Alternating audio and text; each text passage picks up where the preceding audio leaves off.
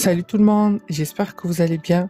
Aujourd'hui, je vous propose la recette des lasagnes sans gluten et sans lactose avec une béchamel inratable. J'espère que la recette vous plaira.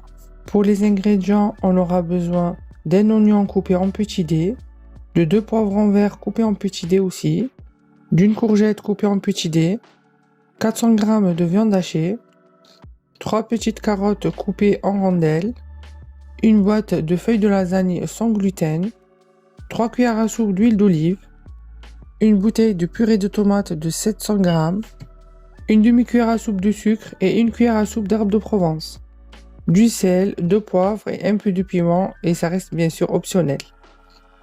On commence par cuire l'oignon, les courgettes, les poivrons, les carottes dans les 3 cuillères à soupe d'huile d'olive à feu moyen.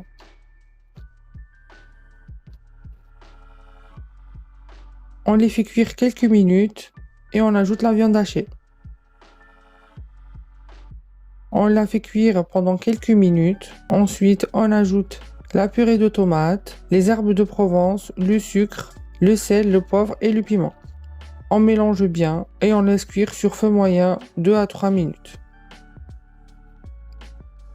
Ensuite, on passe à la béchamel. On aura besoin de 35 ml de lait végétal, 50 g de margarine, 40 g de farine de riz, du sel, du poivre, et moi j'aime bien relever ma béchamel avec 2 gousses d'ail hachées. Et pour la garniture, j'ai fait un mélange de fromage vegan, du cheddar et du classique. On commence par faire fondre la margarine. Dès que c'est fait, on ajoute la farine de riz, on mélange,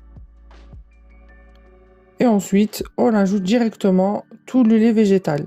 Si vous utilisez la farine de riz pour votre béchamel, il n'y aura pas de grumeaux. Vous allez voir qu'au bout de quelques minutes, il suffit juste de remuer, vous aurez une béchamel bien lisse.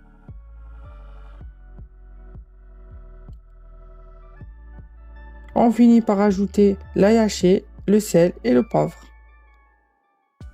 On mélange bien, on éteint le feu et notre béchamel est prête. On commence à monter les lasagnes dans un fond de plat. On met la sauce avec les légumes, ensuite on met par-dessus les feuilles de lasagne, on répète l'opération jusqu'à ce qu'on arrive en haut du plat. Ensuite je finis avec la béchamel et le fromage juste par-dessus. Et on enfourne 30 à 40 minutes à 180 degrés.